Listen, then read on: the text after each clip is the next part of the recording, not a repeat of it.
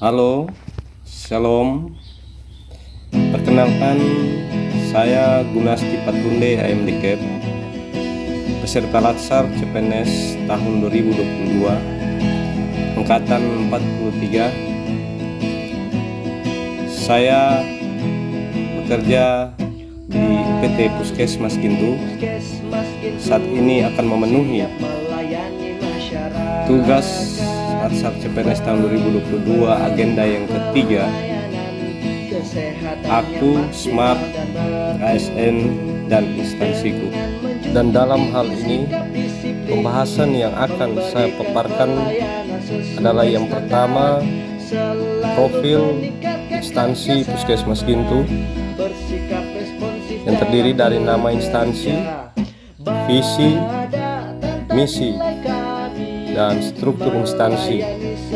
Yang kedua, tugas saya di instansi, yaitu jenis pelayanan yang saya berikan, standar layanan yang harus dicapai, dan bagaimana keterkaitan tugas dengan pencapaian tujuan instansi. Dan yang ketiga, ulasan tentang apa yang sebaiknya saya lakukan untuk memastikan kinerja melakukan tugas menjadi lebih baik melalui perwujudan Smart ASN. Berikut geografi dan kependudukan wilayah Puskesmas Gintu. Yang pertama, luas wilayah kerja Puskesmas Gintu adalah 685,7 km persegi, dan jumlah penduduk wilayah kerja Puskesmas Gintu adalah 6.179 jiwa yang tersebar di 8 desa, yaitu Desa Gintu 71,20 km persegi luas wilayah, Desa Bewa 87,44 luas wilayah, Desa Pada 84,65 km persegi luas wilayah, Desa Bomba 102,42 km persegi luas wilayah, Desa Bulili 120,5 km persegi luas wilayah, Desa Bakekau 87 km persegi luas wilayah, dan Desa Badangkaia 82,77 km persegi luas wilayah, Desa Runde 49,72 km persegi luas wilayah. Dan berikut jumlah penduduk berdasarkan wilayah kerja Puskesmas Gintu, yaitu yang pertama Desa Gintu dengan jumlah penduduk 1.659 jiwa. Yang kedua, Desa Bewa dengan jumlah penduduk 975 jiwa.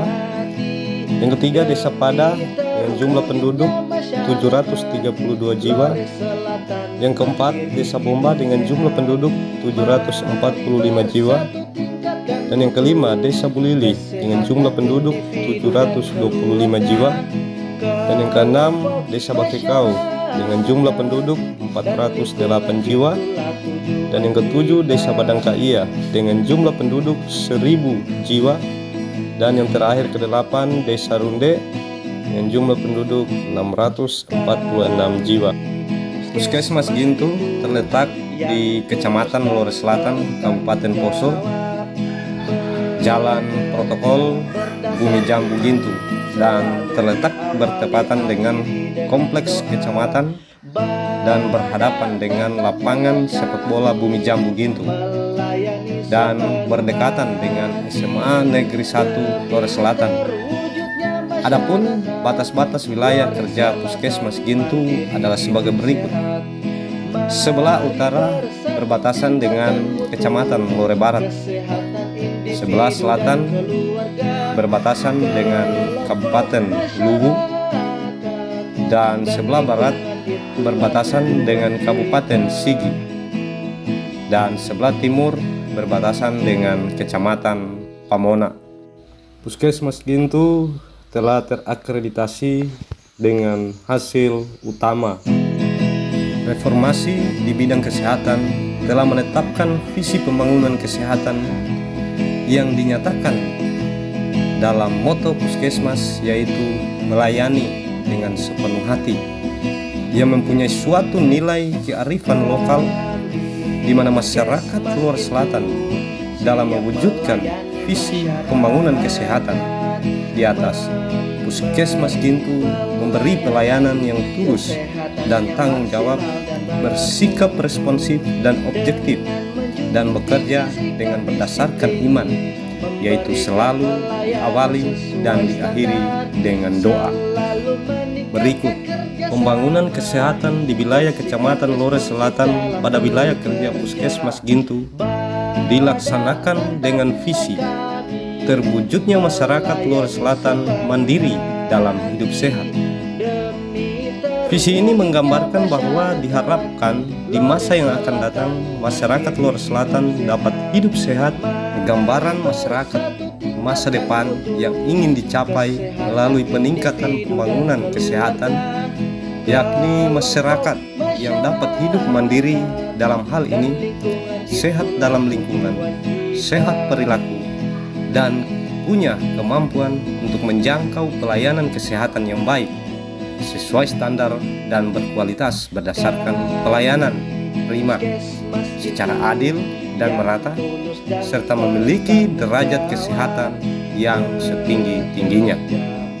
Adapun misi dari Puskesmas Gintu yang harus dilaksanakan untuk dapat mewujudkan visi Puskesmas Gintu adalah: yang pertama, memberikan pelayanan kesehatan yang efektif, efisien, dan terjangkau baik dalam aspek teknis maupun manajemen sesuai standar pelayanan. Yang kedua, meningkatkan kerjasama tim, koordinasi lintas sektor, dan kegiatan kesehatan desa untuk membentuk kemandirian masyarakat dapat berperilaku hidup bersih dan sehat. Untuk mewujudkan visi dan misi, tujuan dan sasaran, maka strategi yang akan dilaksanakan adalah sebagai berikut: meningkatkan kapasitas pelayanan kesehatan yang bermutu, merata, dan terjangkau, pengelolaan sumber daya manusia agar terciptanya profesionalisme dalam aspek teknis dan manajemen, terciptanya lingkungan sehat, perilaku sehat, dan terciptanya kemandirian untuk sehat melalui pembinaan kesehatan lingkungan, meningkatnya perilaku sehat dan kemandirian masyarakat untuk hidup sehat melalui promotif dan preventif, berkurangnya kasus gizi buruk dan berkurangnya energi protein, berkurangnya kekurangan vitamin A dan kekurangan garam beriodium dan bumil kek, meningkatkan kapasitas pelayanan KIA dan KB, meningkatkan kerjasama dengan rumah sakit rujukan, yaitu Rumah Sakit Umum Poso dan Rumah Sakit Sinar Kasih Tentena, mengusulkan perbaikan sarana dan prasarana kesehatan, mengusulkan penambahan sarana dan alat-alat medis, meningkatkan manajemen puskesmas, meningkatkan dan mengembangkan upaya kesehatan wajib maupun pengembangan, menerapkan upaya pelayanan kesehatan kepada masyarakat sesuai dengan prosedur yang telah disusun, mengembangkan sistem informasi kesehatan yang lengkap, akurat sebagai dasar pengambilan keputusan, meningkatkan kerjasama tim dalam melaksanakan program, dan yang terakhir, meningkatkan koordinasi lintas sektor dalam pengembangan dan pelaksanaan upaya kesehatan puskesmas. Berikut tata nilai Puskesmas Gintu. Yang pertama, beriman, yaitu memberi pelayanan sesuai dengan keyakinan dan kepercayaan masing-masing. Yang kedua, aman, yaitu memberi pelayanan yang aman sesuai dengan prosedur yang ada agar masyarakat merasa nyaman. Yang ketiga, disiplin, yaitu menjunjung tinggi sikap disiplin agar pelayanan kepada masyarakat lebih optimal. Dan yang keempat, akuntabilitas, yaitu memberikan pelayanan kesehatan sesuai pedoman dan standar pelayanan yang telah ditetapkan. Struktur organisasi Puskesmas Gintu. Puskesmas Gintu dikepalai oleh Bapak Max Leonard Rantung SKM dan didampingi oleh Kasubag Tata Usaha Ibu Norvin Morat SKM, dan sebagai penanggung jawab tim mutu yaitu Ibu Rusiana Ndonga AMDK. Sebagai penanggung jawab Simpus yaitu Bapak Frans Baby Betoy SKM, dan kepegawaian Bapak Dadang Priyadi SKM. Rumah tangga Ibu Welti Saranga SKM MS, dan penanggung jawab keuangan Ibu Jultania Tongka AMDK. Selebihnya, struktur organisasi Puskesmas Gintu telah diuraikan. Saya Gunasti Patunde sebagai perawat di Puskesmas Gintu mendapat tanggung jawab dan tugas melakukan pelayanan di UGD. Adapun tugas pokok saya sebagai perawat pelaksana di UGD adalah memberi pelayanan asuhan keperawatan langsung kepada pasien dan pelayanan kepada pelanggan. Berikut uraian tugas saya sebagai perawat pelaksana di UGD, yaitu yang pertama, menerima dan melayani pasien di UGD, mendampingi dokter memeriksa dan melakukan tindakan kepada pasien, menjaga dan memelihara kebersihan UGD, menjaga dan memelihara fasilitas UGD selalu dalam keadaan siap dan memudahkan dalam pelayanan pasien, melakukan inventarisasi peralatan dan bahan-bahan di UGD setiap shiftnya, melengkapi administrasi pasien untuk kebutuhan pembayaran dan penagihan pasien seperti tagihan rawat jalan, resep, asuransi, dan pengantar ke kasir, melakukan tindakan keperawatan sesuai instruksi dokter, hubungi dokter jika ada pasien, menghubungi dan mengantar pasien untuk pemeriksaan penunjang yang dibutuhkan, memesan kamar dan mengantar pasien rawat inap, melengkapi pencatatan dan pelaporan asuhan keperawatan dengan tepat dan benar, menyiapkan dan melengkapi administrasi pasien rawat jalan dan rawat inap, menghubungi petugas lainnya untuk kebutuhan pasien seperti kepala shift dan super ambulans, menyiapkan kebutuhan untuk merujuk pasien ke institusi pelayanan kesehatan lainnya. Berikut wewenang saya sebagai perawat pelaksana di UGD adalah yang pertama, memberikan asuhan keperawatan kepada pasien, yang kedua, memberikan informasi yang akurat kepada pasien. Selain perawat pelaksana di UGD, saya juga diberi tugas dan tanggung jawab sebagai penanggung jawab program pelayanan imunisasi, yaitu pelayanan imunisasi dasar untuk bayi dan balita dan ibu hamil, dan juga sebagai tim vaksinator COVID-19. Sebagai penanggung jawab program imunisasi, saya memiliki tugas, yaitu yang pertama, merekam, melaporkan, dan mengelola data imunisasi. Yang kedua, melaksanakan kegiatan imunisasi. Yang ketiga, melakukan studi kasus KIPI. Yang keempat, menyebarkan informasi imunisasi kepada unit yang membutuhkan. Yang kelima, melaporkan pelaksanaan tugas sesuai dengan prosedur dan peraturan yang berlaku agar tugas terlaksana dengan baik. Dan yang terakhir, melaksanakan tugas kedinasan lain yang diperintahkan pimpinan, baik lisan maupun tulisan. Standar pelayanan puskesmas yang saya harus lakukan adalah meliputi kesehatan keluarga, kesehatan anak, kesehatan usia produktif, kesehatan usia lanjut, pengendalian penyakit tidak menular dan pengendalian penyakit menular. Dan saya sebagai perawat pelaksana di Puskesmas Gintu selalu belajar dan berusaha memberikan pelayanan prima sesuai standar dan kompetensi, mulai dari preventif, promotif, kuratif, kolaboratif bersama seluruh tim Puskesmas. Selanjutnya, keterkaitan tugas dengan pencapaian tujuan instansi adalah yang pertama, jumlah kunjungan pasien di Puskesmas Gintu meningkat dari tahun 2020 sebanyak 2.229 pasien sampai dengan tahun 2021 sebanyak 2.935 pasien.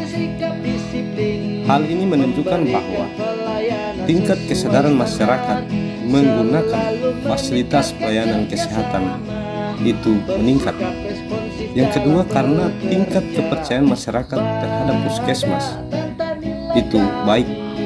Dan yang terakhir, tingkat kepuasan masyarakat terhadap pelayanan yang kami berikan di Puskesmas itu baik.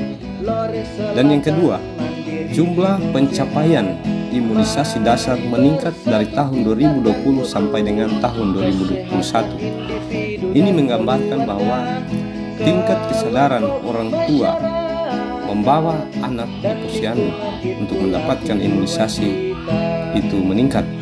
Dan yang berikut, tingkat pengetahuan orang tua tentang pentingnya imunisasi dasar anak itu sudah baik.